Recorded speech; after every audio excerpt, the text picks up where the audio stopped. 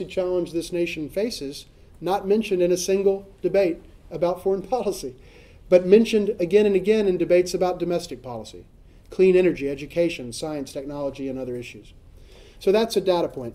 And then regarding the third point about this measuring stick for national personal toughness versus national adequacy, let me share a colorful story from Pennsylvania that I think makes this point very clear.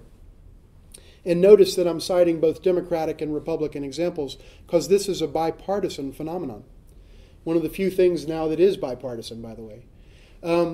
Now, this example, which goes to the issue of how Americans view China as a competitor, or if, as I would call it, an existential competitor, competitor in chief. In 2010, a little over 2 years ago, there was supposed to be a Monday night football game in Philadelphia that the Eagles were hosting the Minnesota Vikings. I know folks at MSU don't care much about football at all, so I'm sure this will not go over everybody's heads. But there was supposed to be a football game. It was blizzarded out. For the first time in my lifetime, an NFL game was literally canceled because of blizzard conditions. And when he learned of the cancellation of the game, the sitting governor of Pennsylvania, Governor Rendell, said, quote, and this is almost a verbatim quote, he said, quote, "We have become a nation of wusses." He went on to say, if this were China, they would have tens of thousands of people out on the snowy streets, shoveling the snow and clearing a path to the stadium and doing calculus problems as they marched. Now, of all the things that the governor of Pennsylvania might have said upon learning of the cancellation of the Philadelphia Eagles football game, the one thing that instantly occurred to him was China. That if this were China, China wouldn't do that. That suggests, and I would argue that that story is the beginning, chronologically, of the new framing of China, that suggests how deeply China has gotten under our skin. So I think it's worth drilling down to point out that this second tectonic shift, a change in the way American political leaders view China, is very consequential. And we tend to see the world almost as if the United States were locked in a kind of existential competition with China. Let me just say one more thing that is really remarkable, and it has a slight Michigan connection. Governor Romney, when he was running for president, and whose family hailed from Michigan, made another point during the course of the presidential race that was similarly remarkable in the way that it framed a U.S. China competition. He said, if I become president, by the way, he said this twice on the record, including in one of the 3 debates, and you can go check the record.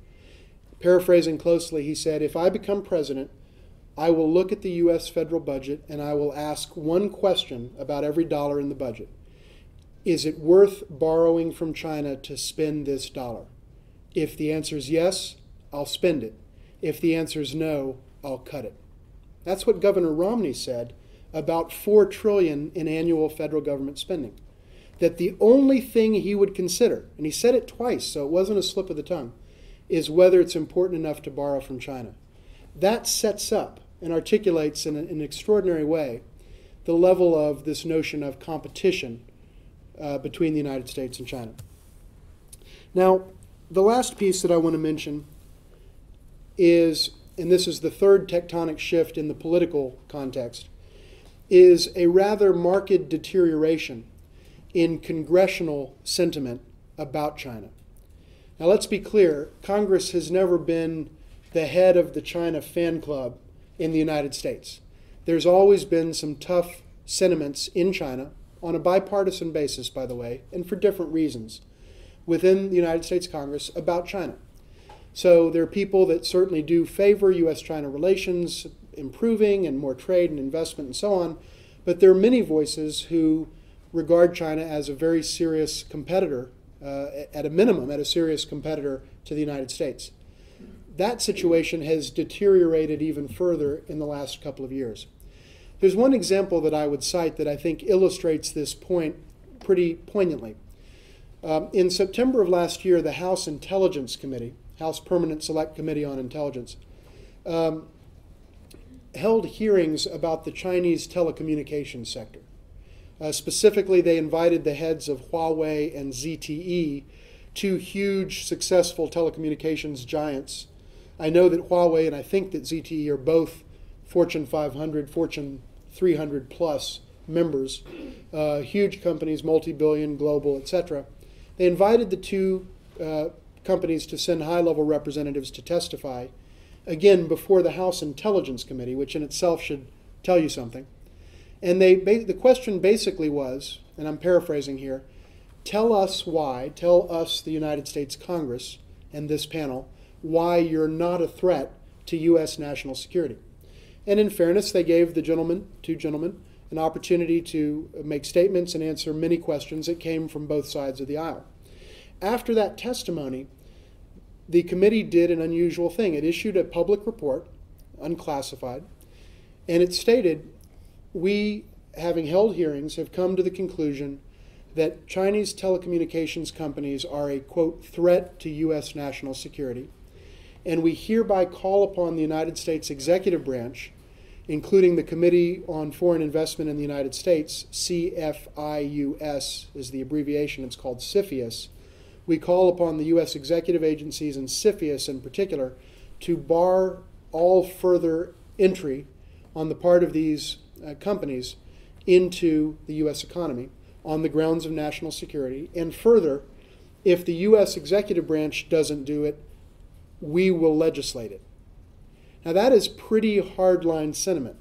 I can't think of a recent occasion where a congressional panel has said we need to block an entire sector out of the U.S. economy.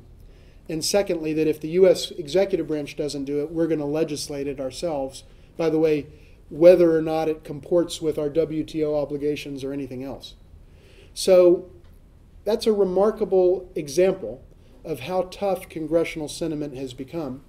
And as we were talking about earlier, Professor, the issue of cybersecurity now is a very big issue in U.S. China relations. I think many of you have seen the reporting recently about reports that indicate that China, in one way or another, the military, the government, or others, are involved in serious attempts to undermine U.S. security in a couple of different ways, through essentially economic espionage on the one hand, or in a sense probing for cyber vulnerabilities in the context of a potential cyber warfare attack in the future. Leaving aside the merits of those stories, the fact is this is in the news, and this is one of the things that's contributing substantially.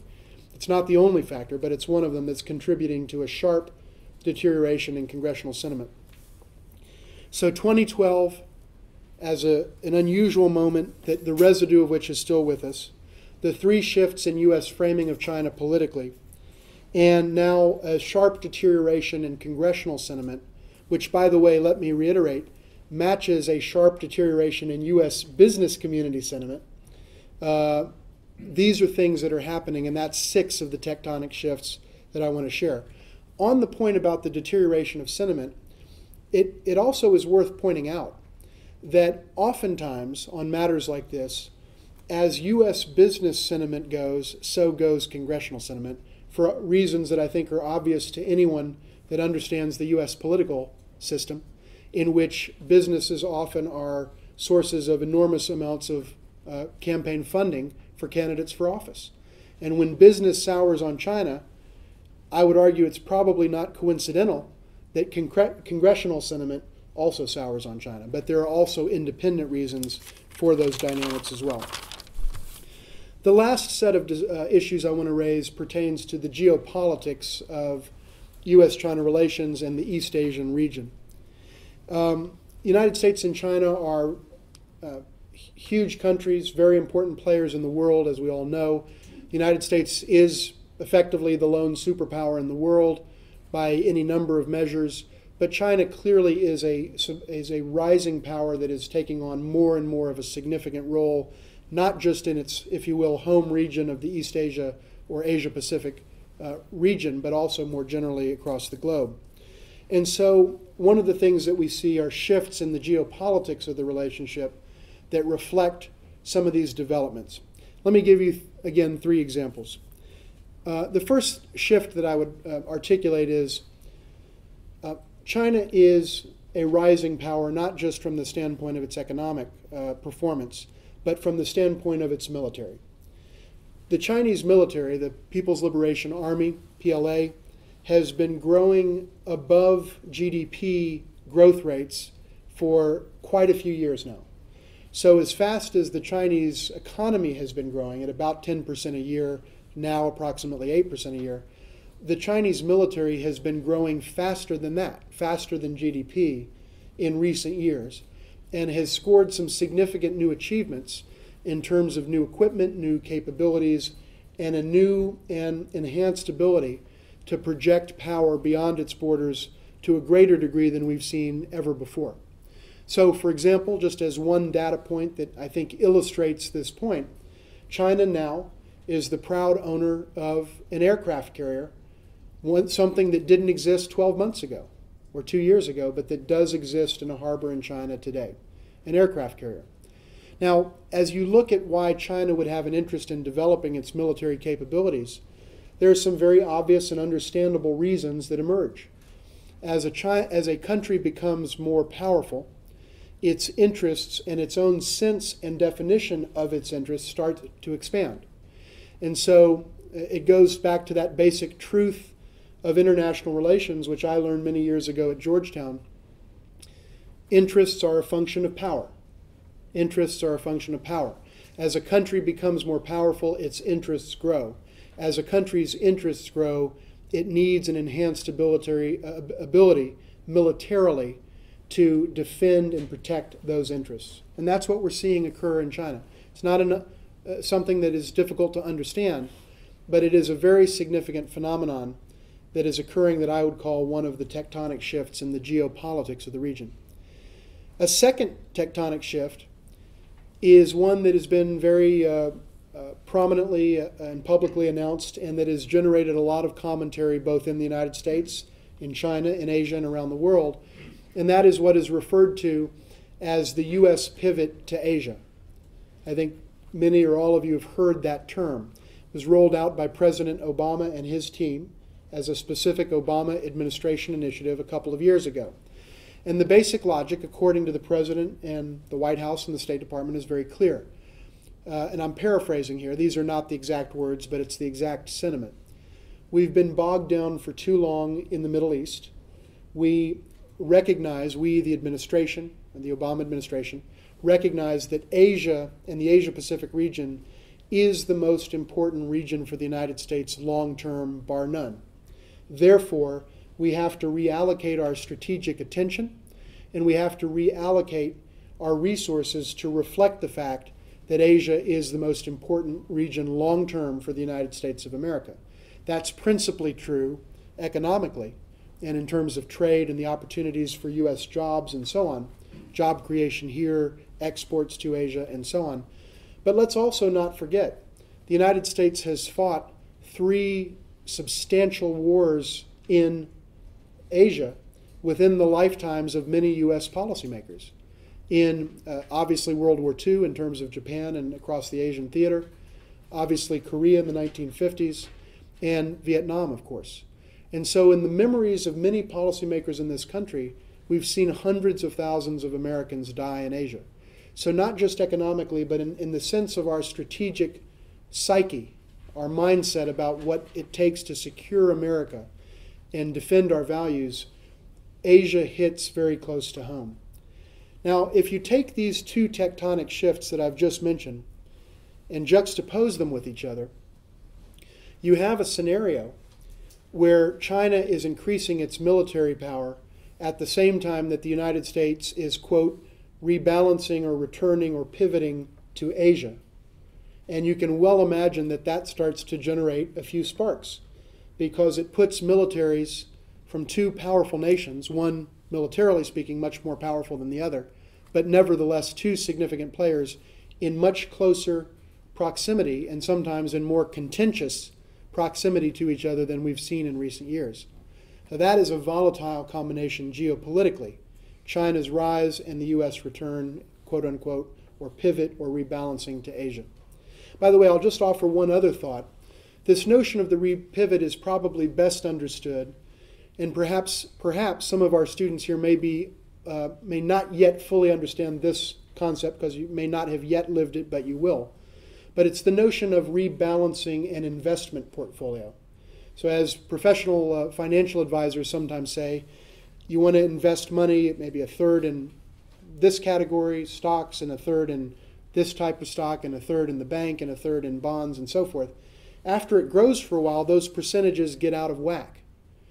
So you have to go back and rebalance the percentages to make it conform to your original vision. And I think the U.S. pivot to Asia can be construed as a rebalancing of our strategic portfolio. That would be a phrase that I would use to help people understand what this is. It's gotten out of whack over the last 10 or 15 years, and we need to get it back into the right level of proportionality and recognize the critical and central importance, as the President has said, and as I would agree, and many others would agree, of Asia in U.S. foreign policy thinking. Now, the third piece, and then after this I'll conclude. The third piece is, I think, a very significant dynamic that's playing out. And I will conclude shortly so that we do have plenty of time for your questions and thoughts as well. I'm cognizant of our time limitations. This third tectonic shift, it's the last of the 3 and the last of the 9, is, to put it succinctly, a new scenario in U.S. China relations in which the following is true. That whereas in the past, either the United States and China have dealt with each other from a position of economic strength and growth, or the two countries have been joined together by a grand common objective. Today, neither of those things is true, and that is a first in U.S. China relations since 1972. Now let me explain what I mean here. If you look at U.S. China relations as a series of decades, and oddly enough, in a sense, the natural history of U.S. China relations largely comports to a decade-by-decade framing of the relationship. What you see as you look at the 4 decades dating back to 1972, and I mentioned 1972 because that's when Nixon and Kissinger opened China up from an American vantage and contact really began in earnest. If you look at the 4 subsequent decades to 2012, what you see is that one of 2 things were true. Either the countries were pursuing a grand common objective or we were dealing with each other from a position of economic strength and growth. The 1970s, the U.S. and China were bound together by the oldest principle of international relations. The enemy of my enemy is my friend. And there was a desire to counter the Soviet Union. And we both, in a sense, to put it in popular parlance, disliked the Soviet Union more than we distrusted each other. And so we came together in common cause to kind of check Soviet power. The enemy of my enemy is my friend, in this sense a Cold War enemy, and the two nations came together in the 70s, and that's really what the relationship was about. So we had a grand common objective.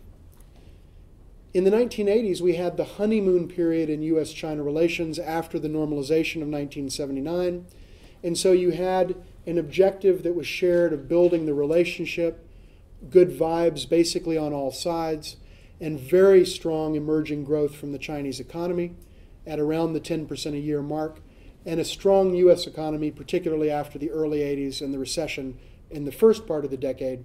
The middle and latter part of the decade generated a lot of growth and economic success in this country.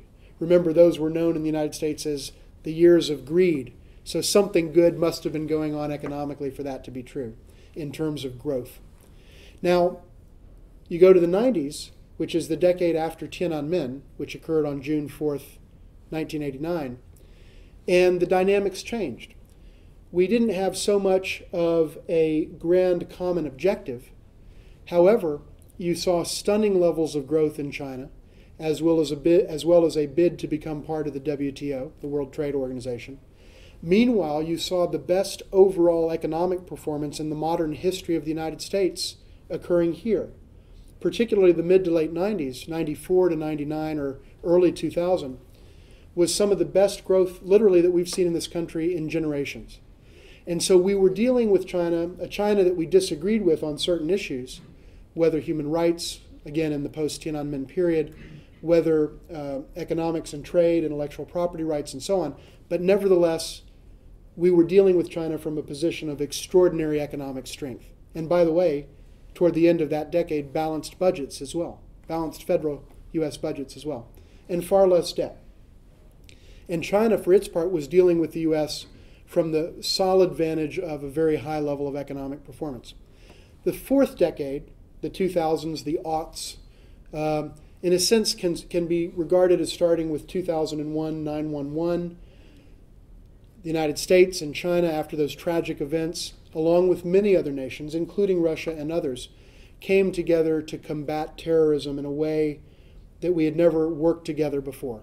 We shared intelligence, we did joint, in some cases, joint operations. We, the international community writ large, obviously the U.S. led the charge, but many other nations were involved, and China was a key source of cooperation and coordination on that. So there was, again, a grand common objective and at the same time, strong growth. So as you can see from that brief analysis, we've never had a decade where we don't have either a grand common objective or growth or both. Now we have neither. U.S. is not growing at the rate that any of us would like to see. China's growth is down from what it has been for 30 years. There are going to be some tensions, I think, that are generated in Chinese society because of that.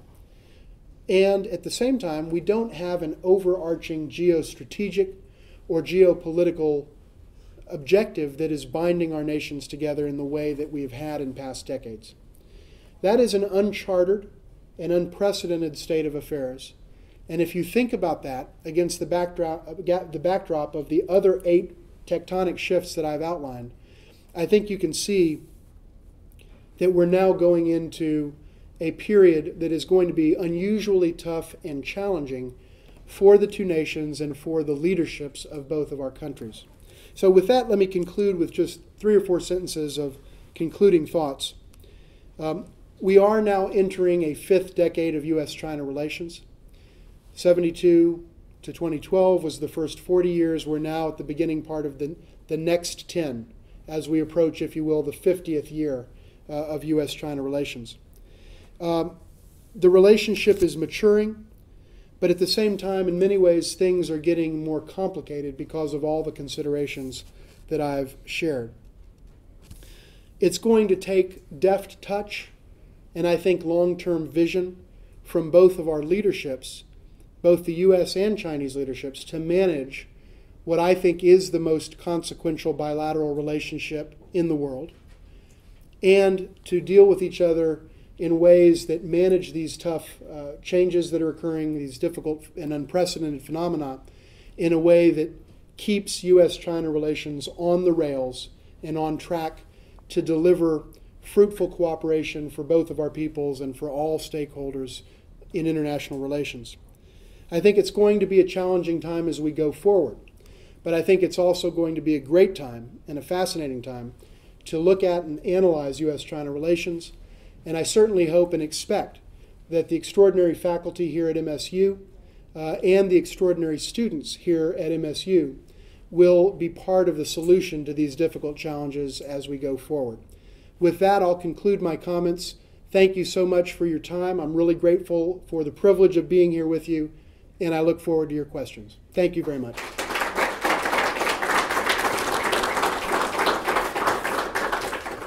I think the room's small enough that we perhaps don't need to pass the mic around. So